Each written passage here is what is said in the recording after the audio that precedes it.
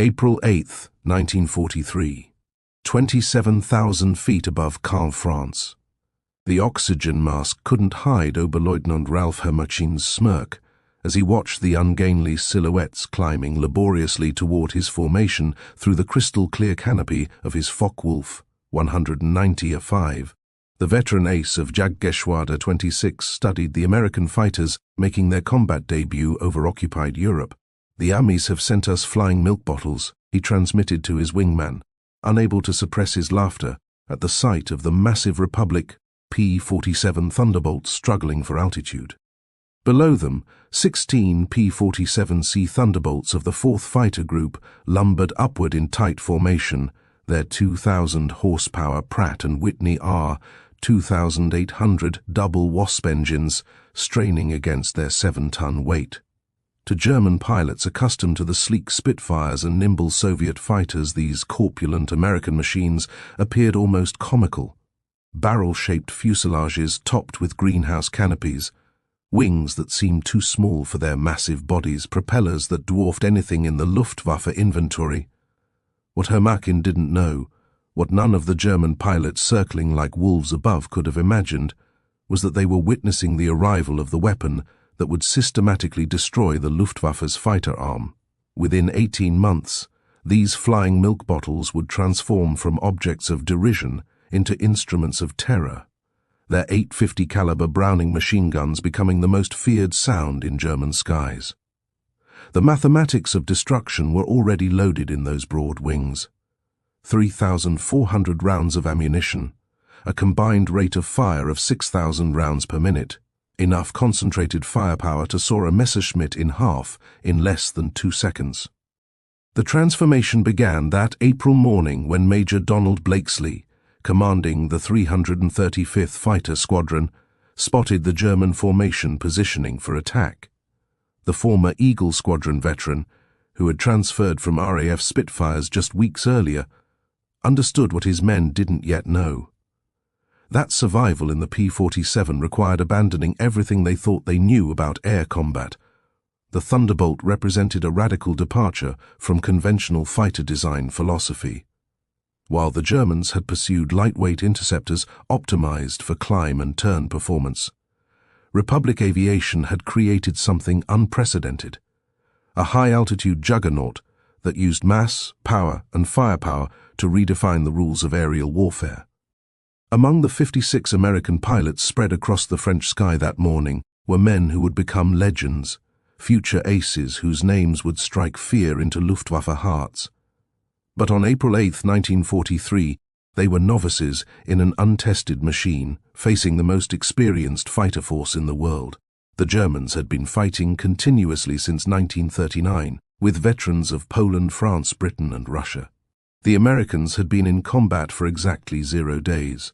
This story is about how industrial logic defeated tactical brilliance, how quantity and quality merged into overwhelming superiority, and how German pilots' laughter turned to terror as they discovered what 8 synchronized Browning machine guns could do to an aircraft at 400 yards. The Republic P-47 Thunderbolt had emerged from a June 1940 panic. As German fighters swept across France, Alexander Kartveli, Republic Aviation's Georgian-born chief designer, received urgent specifications from the U.S. Army Air Corps. They wanted a high-altitude interceptor capable of matching the Luftwaffe's best. What Kartveli designed instead was a monster that redefined the possible. "It will be a dinosaur," Kartveli admitted to his design team. "But it will be a dinosaur with good proportions."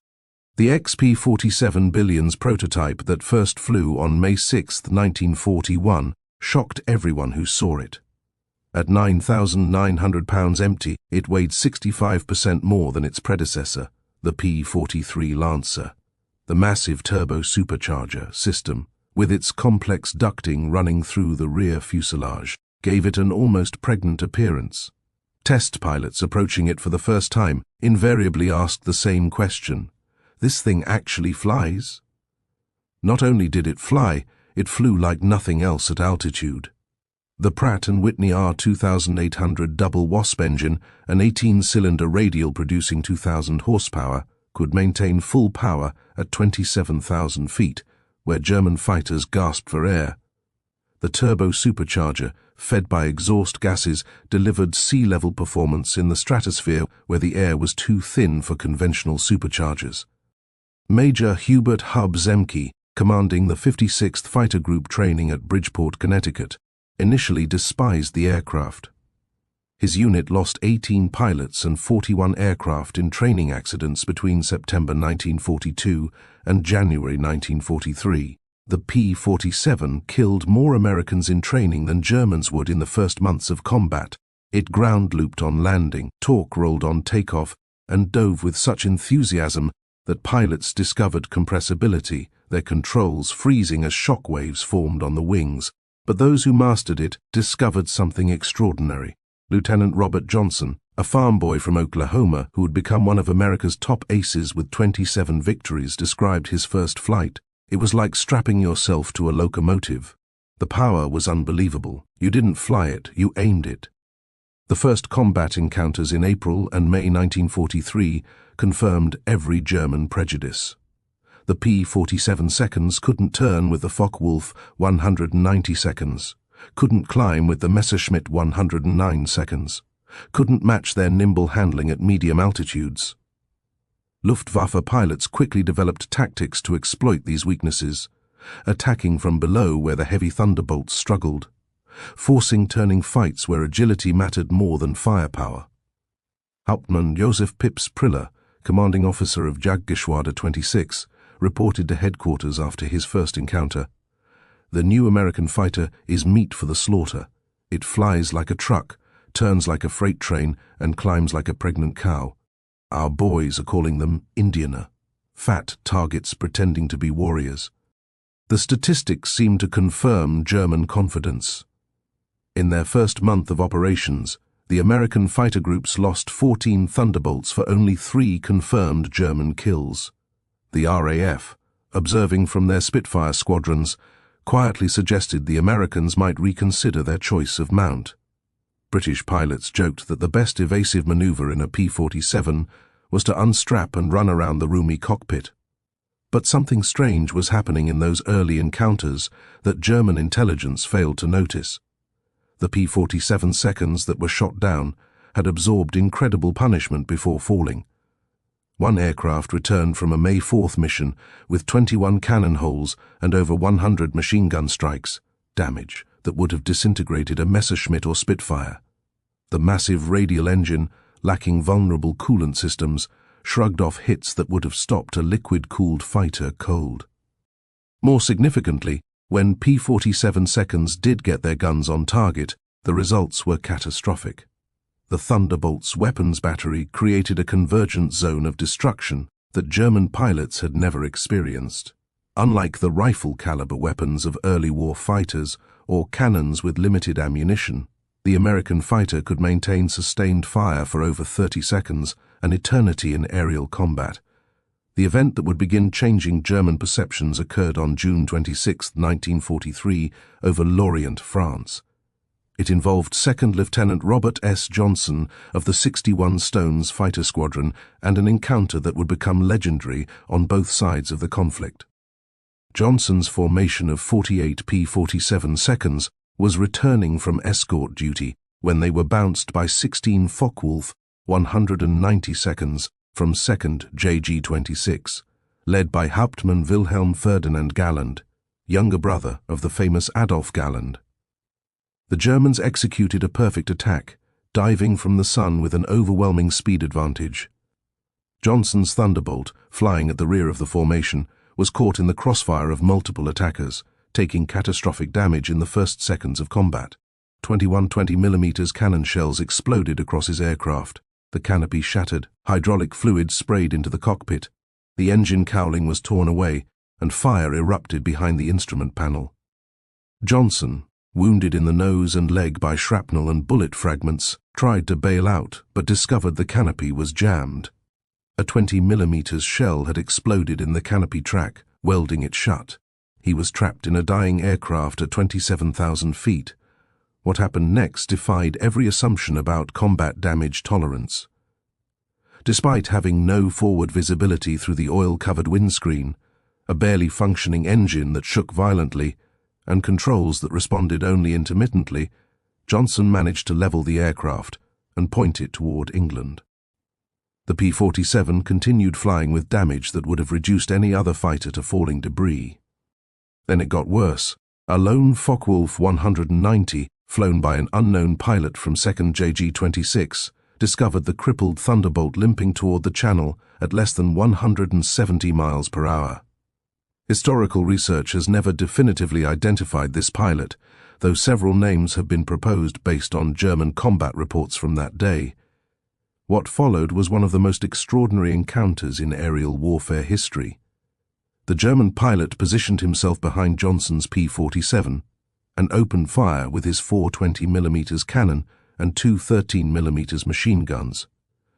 Johnson, unable to evade, could only huddle behind his armor plate and pray. The Thunderbolt absorbed the entire cannon ammunition load, then the German repositioned and fired again, this time with only his machine guns. The cannon ammunition exhausted, the German pilot pulled alongside, staring in disbelief at the flying wreck. Johnson could see his face clearly. Young, blonde, his expression shifting from confidence to confusion to something approaching fear. The German repositioned and emptied his remaining machine gun ammunition into the Thunderbolt. Still, it flew. He pulled alongside again, shook his head in apparent amazement, gave an informal salute, and peeled away, presumably out of ammunition. The Thunderbolt absorbed the entire cannon ammunition load, then the German repositioned and fired again, this time with only his machine guns. The cannon ammunition exhausted, the German pilot pulled alongside, staring in disbelief at the flying wreck. Johnson could see his face clearly. Young, blonde, his expression shifting from confidence to confusion to something approaching fear. The German repositioned and emptied his remaining machine gun ammunition into the Thunderbolt. Still, it flew.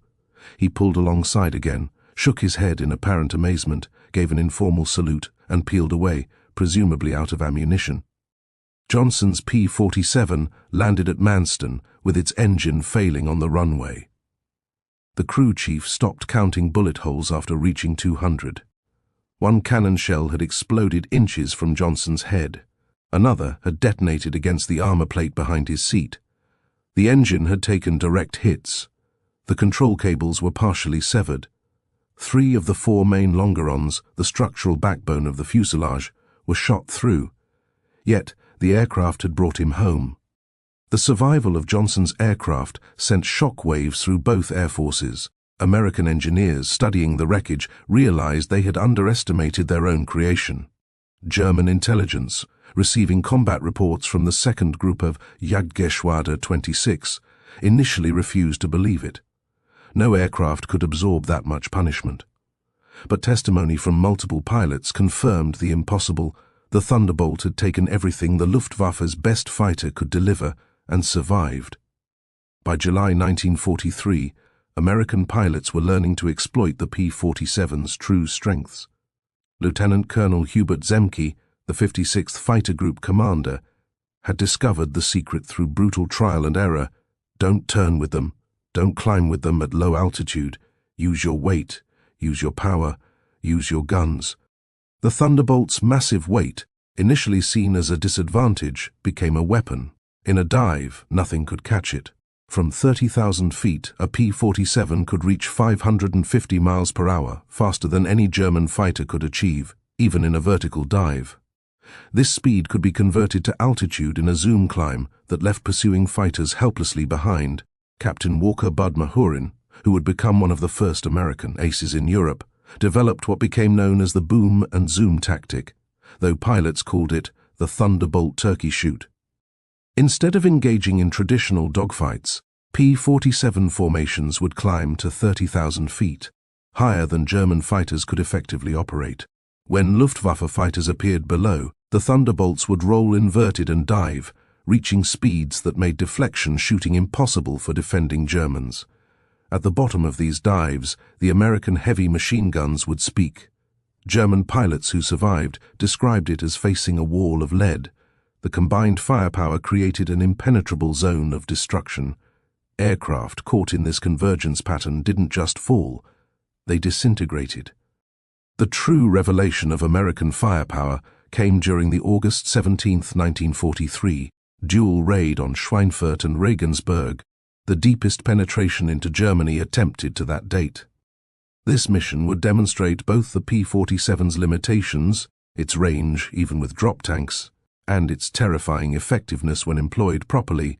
Major David Schilling, leading the 62nd Fighter Squadron, encountered a formation of Messerschmitt Bf-110 destroyer aircraft positioning to attack B-17 seconds with their heavy cannon and rocket armament. The twin-engine German fighters, heavily armed but less maneuverable, were the Luftwaffe's specialized bomber killers.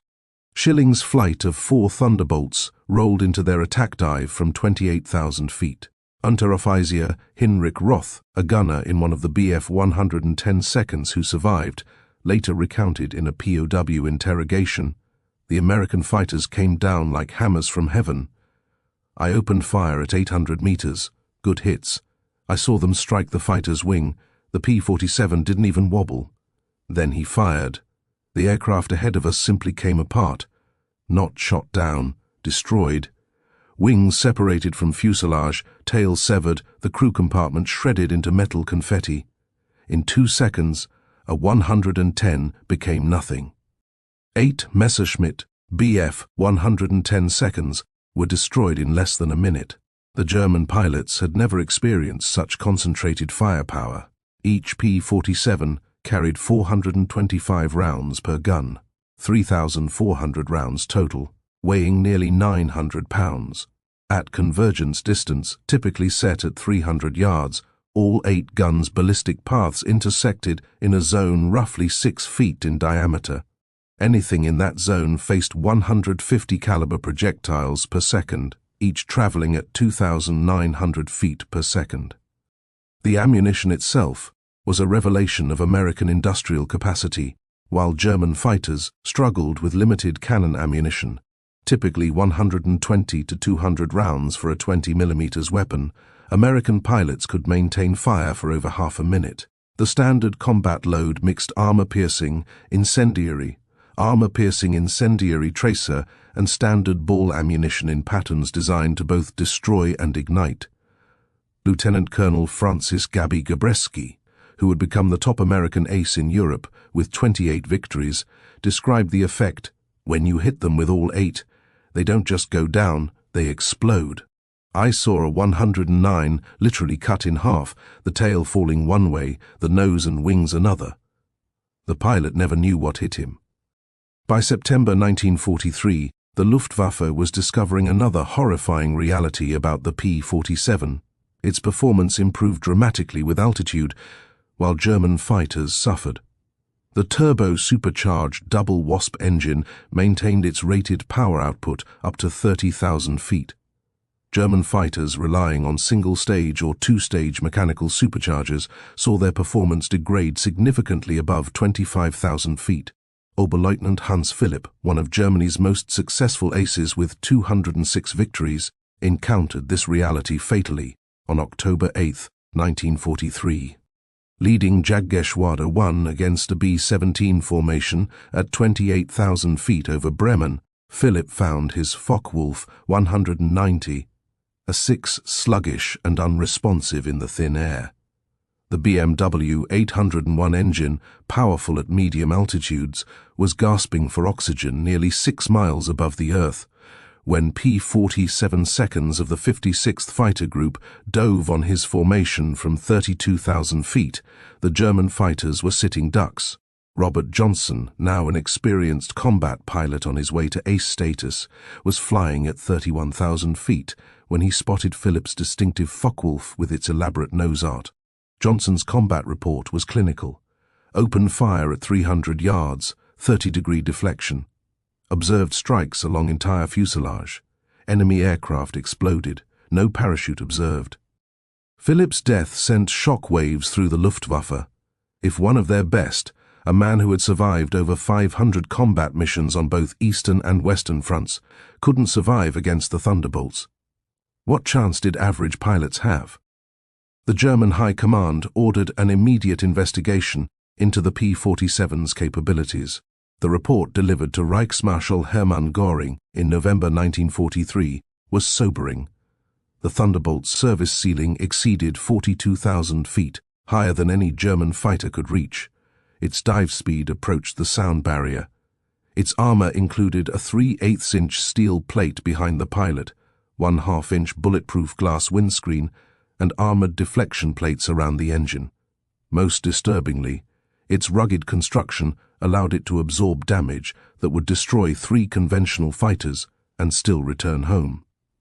In January 1944, a new variant of the P-47 began arriving in England that would complete the transformation from laughingstock to nightmare. The P-47D-22 featured a Hamilton standard hydromatic propeller with paddle blades, 13 feet in diameter, with broadchord blades that bit into the air like massive oars. The improvement in climb rate was immediate and dramatic. Where earlier Thunderbolts had climbed at an anemic 2,200 feet per minute at sea level, the paddle blade variants could achieve 3,000 feet per minute, matching or exceeding German fighters at most altitudes. The massive propeller also improved acceleration, allowing P-47 seconds to build energy faster in level flight. Hauptmann Heinz Nock of Jagdgeschwader 11, a veteran with over 200 combat missions, encountered the new variants in February 1944 during a bomber interception near Hanover. He wrote in his combat diary, "The fat American fighters have learned to climb. We bounced a formation near Hanover, expecting our usual advantage. They turned into us and climbed with us. When we tried to disengage, they followed us up to 30,000 feet. Schmitt was caught and blown apart, nothing left but smoke and fragments. These are not the same machines we laughed at last year." The paddle blade propeller did more than improve performance. It changed the sound of the Thunderbolt, the distinctive thundering roar created by the blade tips reaching supersonic speeds could be heard from miles away. German ground troops reported being able to identify approaching P-47 seconds by sound alone, a deep, threatening rumble that meant death from above. They began calling it Donnerschlag, thunderclap. By March 1944, P-47 seconds equipped with external fuel tanks could escort bombers deep into Germany. The standard configuration carried 2 108-gallon wing tanks or a 75-gallon belly tank, extending range to over 1,000 miles. With the paddle blade propeller providing improved performance even when loaded, Thunderbolts could fight on equal terms immediately after dropping tanks. The Luftwaffe's response was to concentrate on the bombers, hoping to inflict enough losses to stop the American daylight campaign. But this required flying through the P-47 escort screen, an increasingly suicidal proposition.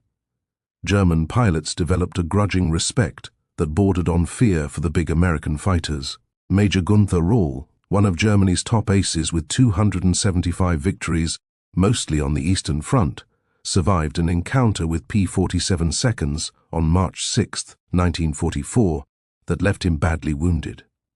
He later recalled in a post-war interview, "We saw them above us, fat silhouettes against the sun. Someone laughed and said, 'Here come the flying pigs.' Nobody was laughing 30 seconds later. They came down like an avalanche, faster than we could react. The first pass destroyed 3 of our fighters. Just gone, transformed into burning debris. Their guns didn't fire in bursts like ours. They poured out solid streams of fire. Getting caught in that stream meant instant death." The escort missions revealed another P-47 advantage, endurance. While German fighters operated at maximum power settings that consumed fuel rapidly, the big American radials could cruise efficiently at high altitude. Thunderbolts could remain with the bombers for hours, rotating top cover while maintaining enough fuel for combat and return. As more P-51 Mustangs arrived to take over long-range escort duties in spring 1944, P-47 units increasingly focused on ground attack, a role that would make them the most feared aircraft in the German arsenal. The transition began in earnest in April 1944 as the Allies prepared for the invasion of France. The Thunderbolt's heavy machine gun battery proved equally effective against ground targets. The standard armor-piercing, incendiary ammunition could penetrate the top armor of most German vehicles, while the sheer volume of fire could destroy soft targets in seconds.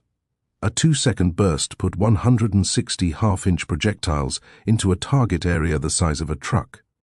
But it was the addition of bombs and rockets that transformed the P-47 into a true multi-role monster. The P-47 D-25 variant could carry two 1,000-pound bombs under the wings and a 500-pounder under the fuselage, a bomb load equal to early war medium bombers. Later variants added zero-length rocket stubs for 10 5-inch high-velocity aircraft rockets, HVARs, each equivalent to a 105mm artillery shell. Oberst Hans von Luck, commanding the 125th Panzergrenadier Regiment during the Normandy campaign, experienced P-47 ground attacks firsthand. They came in low, so low you could see the pilots' faces. The sound was terrifying. Engines roaring, rockets screaming.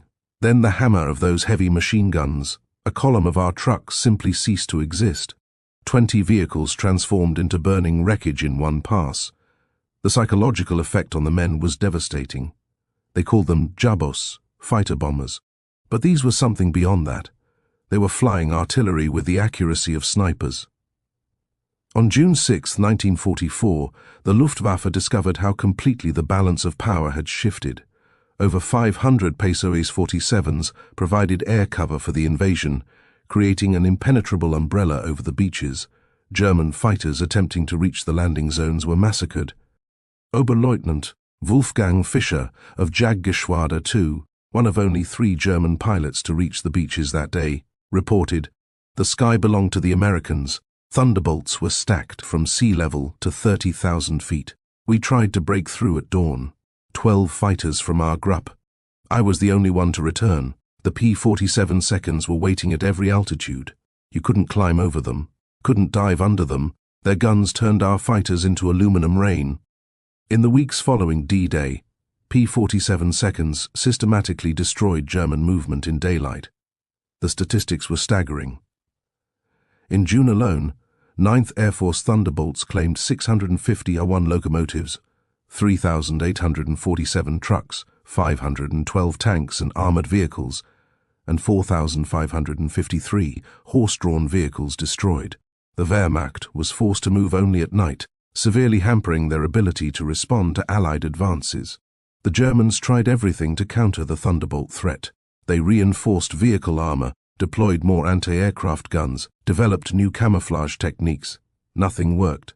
The P-47's combination of speed, armor, and firepower made them nearly unstoppable.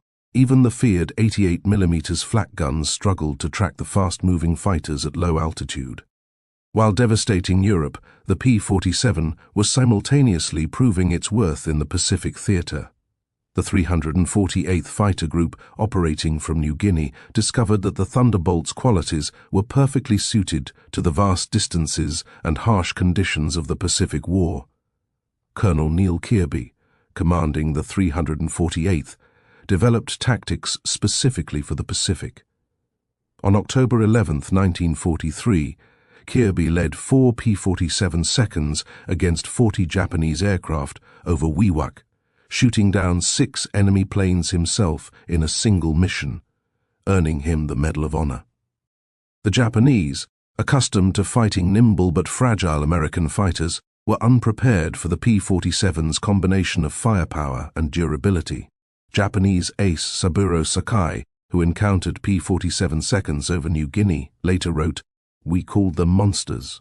Our 20mm cannon, which could destroy a P-40 with a few hits, seemed to have no effect. I put dozens of rounds into one Thunderbolt and watched it fly away. Their return fire was terrifying. Streams of heavy bullets that tore aircraft apart." The P-47N, developed specifically for the Pacific, featured increased fuel capacity with wet wings holding 93 gallons each, extending range to 2,350 miles. This variant would escort B-29 seconds to Japan, proving that the short-legged fighter of 1943 had evolved into a true long-range weapon. Perhaps the ultimate vindication of the P-47's evolution came in its encounters with German jet fighters. The Messerschmitt Me 262, with its 540 miles per hour top speed, should have been untouchable by propeller-driven fighters. But Thunderbolt pilots discovered they could catch jets in two situations, during takeoff and landing, when jets were most vulnerable, and in high-speed dives from altitude. On November 27, 1944, Lieutenant Colonel John C. Meyer of the 352nd Fighter Group became one of the first pilots to shoot down an Me 262 with a P-47. Diving from 28,000 feet, Meyer's Thunderbolt reached speeds approaching 500 miles per hour, fast enough to catch the jet in level flight. The jet pilot, confident in his speed advantage, never saw the diving P-47 until Meyer's guns opened up at 400 yards. Meyer's combat report noted, the enemy aircraft disintegrated under fire. Large pieces, including both engines, separated from the fuselage. The pilot did not escape. The concentrated fire of 8.50 caliber guns proved more effective than we anticipated against jet aircraft. By early 1945, specialized P-47 Millions variants were deployed specifically to counter German jets and V-1 flying bombs. With water methanol injection, boosting power to 2,800 horsepower, and refined aerodynamics, these ultimate Thunderbolts could reach 470 miles per hour in level flight at 30,000 feet, fast enough to intercept even jets under certain conditions. Major George Bostwick, commanding the 63rd Fighter Squadron equipped with P-47 MS, shot down two Me 262 seconds in March 1945. His tactical report emphasized firepower over speed. The jets are faster, but they can't turn and they can't take punishment. One good burst from our battery and they come apart like they're made of paper. They have to slow down to attack bombers. That's when we get them. The ultimate demonstration of American industrial might came during Operation Bodenplatte, the Luftwaffe's desperate attempt to destroy Allied air power on January 1, 1945. Nearly 900 German fighters, including their best remaining pilots, launched surprise attacks on Allied airfields across Belgium and the Netherlands. At Y-34 airfield near Metz, home to the 365th Fighter Group's P-47 seconds, the attack initially succeeded. German fighters destroyed 22 Thunderbolts on the ground, along with several other aircraft. A captured German pilot, brought to the command post, pointed at the burning aircraft and taunted, "What do you think of that?" Major George Brooking's response became legendary throughout the 9th Air Force. He pointed to the flight line, where ground crews were already pushing damaged aircraft aside and preparing hard stands for replacements. "By tomorrow, we'll have 40 new ones. How long will it take you to replace your pilots?" The German pilot's smirk disappeared. Within 48 hours, factory-fresh P-47 D-40 seconds filled the flight line, flown in from depots in England. The Luftwaffe lost 271 aircraft and 213 pilots in Bodenplatte, including many irreplaceable instructors and squadron leaders. These losses they could never replace. The Americans lost 134 aircraft total across all attacked airfields, all replaced within a week. The numbers told the story of inevitable defeat. Republic Aviation produced 15,683 P-47 seconds during the war, more than any other American fighter. At peak production, the Farmingdale factory on Long Island completed one Thunderbolt every hour around the clock. The Evansville plant in Indiana, built from empty farmland in 1942, was producing 500 aircraft per month by 1944. Each P-47D required 65,000 individual parts, 8 miles of electrical wiring, 2,000 pounds of aluminum, and 300 pounds of rubber. The engine alone contained 2,400 individual components machined to tolerances of thousandths of an inch. Yet American workers, many of them women who had never seen an aircraft before Pearl Harbor, assembled these complex machines with precision that exceeded peacetime standards. The ammunition production was equally staggering. Each P-47 sortie required 3,400 rounds of 50 caliber ammunition, with hundreds of Thunderbolts flying daily missions. Ammunition consumption exceeded 10 million rounds per month by mid-1944. The Lake City Arsenal in Missouri, one of several ammunition plants, produced 30 million rounds monthly. Each cartridge was manufactured to tolerances measured in 10,000ths of an inch, ensuring reliable feeding through the synchronized gun mechanisms. The fuel consumption was enormous. Each Thunderbolt burned 100 gallons per hour in normal flight, up to 300 gallons in combat with water injection engaged. The 9th Air Force alone consumed over 25 million gallons of aviation fuel monthly by late 1944. All of it shipped across the Atlantic in tankers that were themselves products of American mass production. Even more impressive than aircraft production was pilot training. By 1944, the United States was graduating 30,000 pilots annually from advanced training, more than Germany had trained in the entire war. Each P-47 pilot received a minimum of 400 hours of flight training before entering combat, including 100 hours in advanced fighters.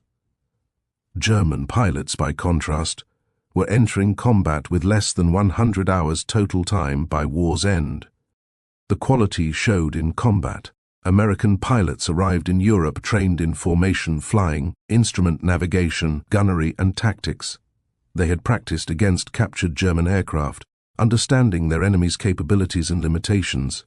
They knew their aircraft systems intimately, having studied technical manuals that German pilots never received. Lieutenant Eugene Roberts, arriving in England in September 1944, exemplified the American training advantage. I had 420 hours in my logbook, including 75 hours in the P-47. I'd fired at towed targets, practiced deflection shooting, studied gun camera film from actual combat. My first mission, I knew exactly what to do. The German pilot I faced couldn't have had half my experience. It wasn't even a fair fight. In March 1945, Oberstleutnant Josef Pips Priller, the same pilot who had mocked the P-47 seconds as pregnant cows 2 years earlier, was interviewed by German propaganda officials seeking to boost morale.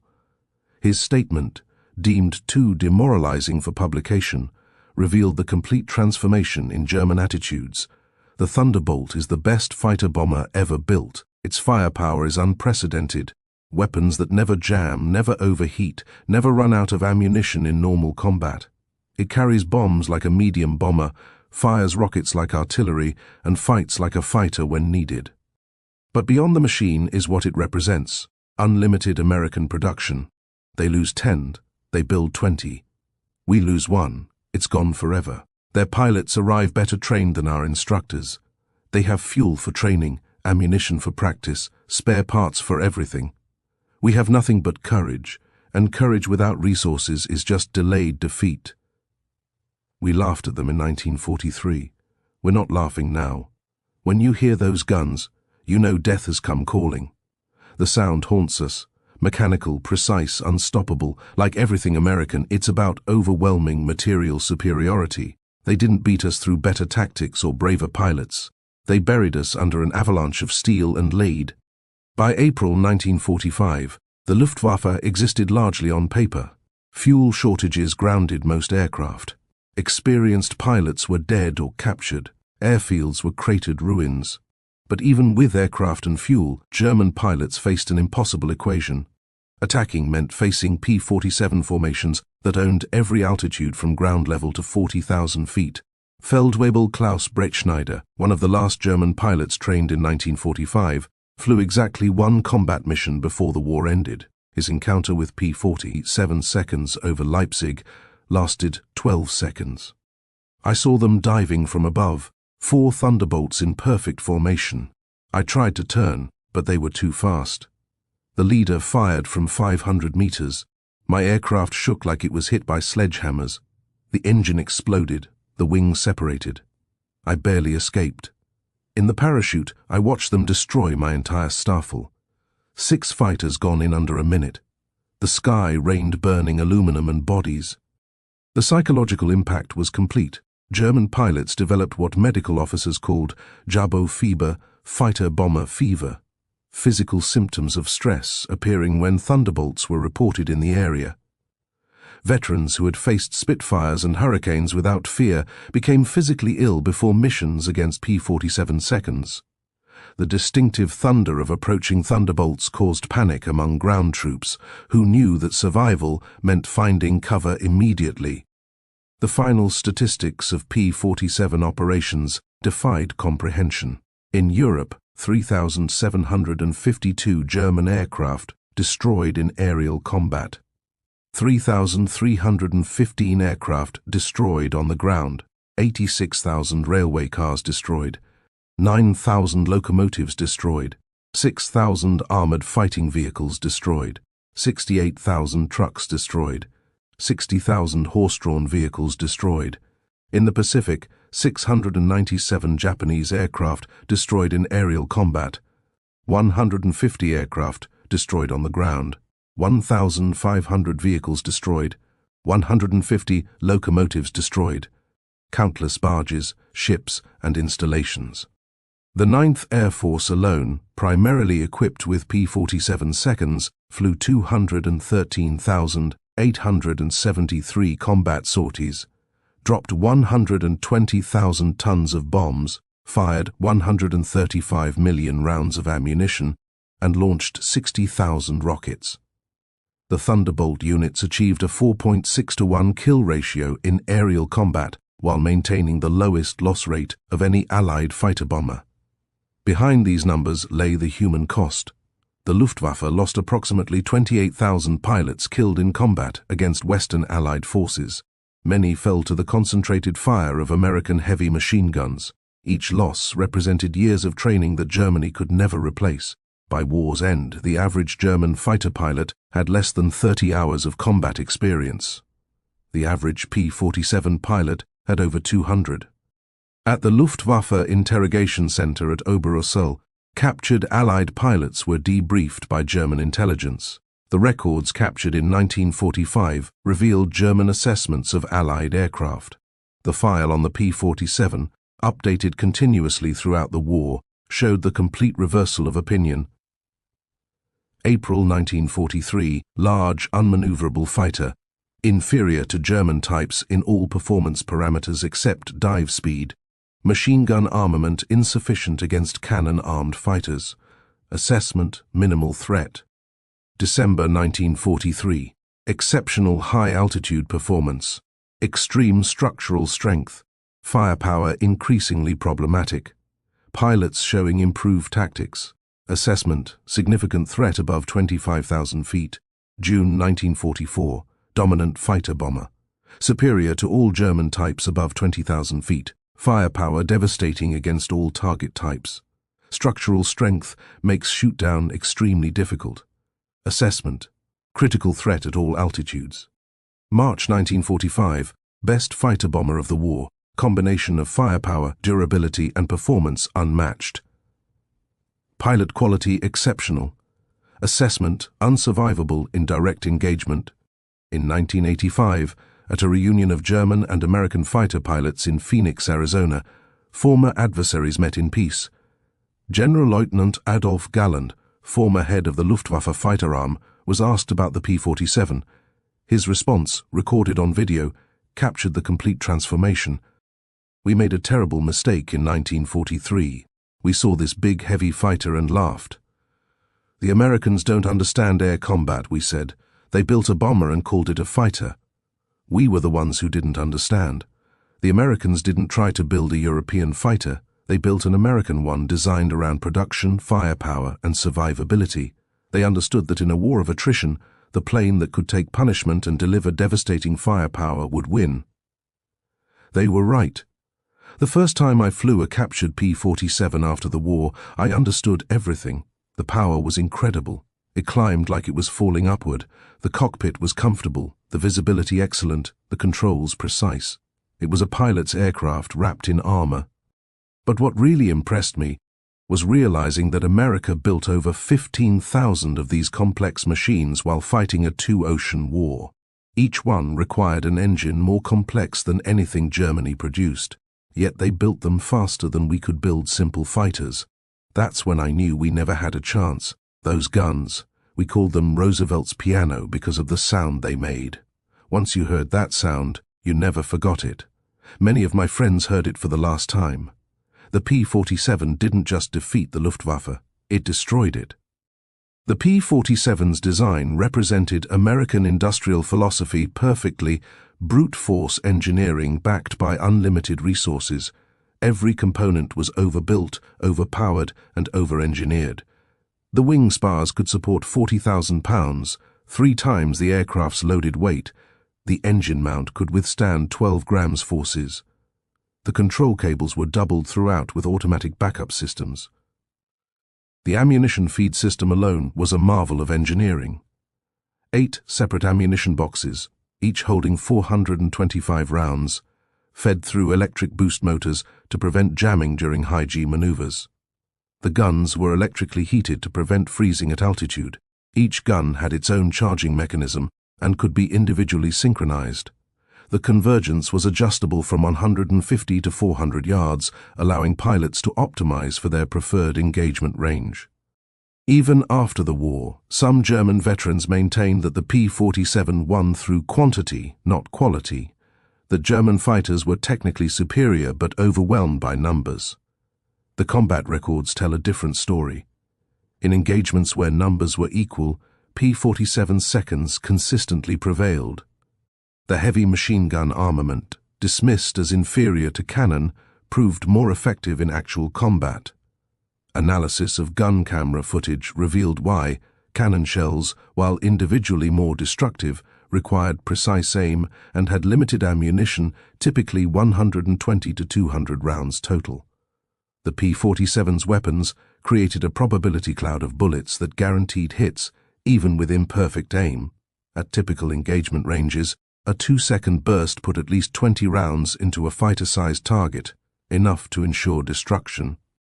The ammunition itself was superior. American 50 caliber armor-piercing incendiary rounds used a delayed action fuse that ensured penetration before detonation. The incendiary compound burned at 3,000 degrees, hot enough to ignite aluminum structure. German 20mm shells, while heavier, often exploded on surface contact, causing spectacular but sometimes superficial damage. The P-47 Thunderbolt remains the heaviest single-engine piston fighter ever mass-produced. Its empty weight of 10,000 pounds exceeded the gross weight of some twin-engine fighters. Its engine produced more power than entire bomber formations from the previous war. Its weapons delivered more firepower than a squad of infantry. Yet, it was built by the thousands, flown by kids barely out of high school, and maintained under combat conditions by mechanics who learned their trade in weeks. The transformation of German opinion from mockery to terror took less than 2 years. In that time, the flying milk bottle became the most feared aircraft in the Luftwaffe's experience. Veterans who had faced Spitfires, Hurricanes, and Soviet Yaks without flinching spoke of P-47 seconds in hushed tones decades after the war. At the United States Air Force Museum in Dayton, Ohio, a restored P-47D sits among other legendary fighters. Its placard lists specifications and battle honors, but the real story is told by a small display case containing spent 50 caliber shells and a strip of gun camera film showing a Focke-Wulf 190 disintegrating under fire. Below the display is a quote from an unnamed German pilot taken from a 1945 interrogation report. "We laughed when we first saw them. Fat, ugly American fighters that couldn't turn, couldn't climb, couldn't fight. We stopped laughing when we realized they didn't need to turn or climb. They just pointed those guns at you and you ceased to exist." The laughter died with our comrades. The P-47 Thunderbolt entered combat as an object of derision and ended the war as an instrument of annihilation. In between, 8 synchronized Browning machine guns rewrote the rules of aerial warfare and buried the Luftwaffe under an avalanche of lead. German pilots had laughed at the ungainly American fighter in April 1943. By May 1945, there were no German pilots left to laugh. The thunder had spoken, and the sky belonged to America.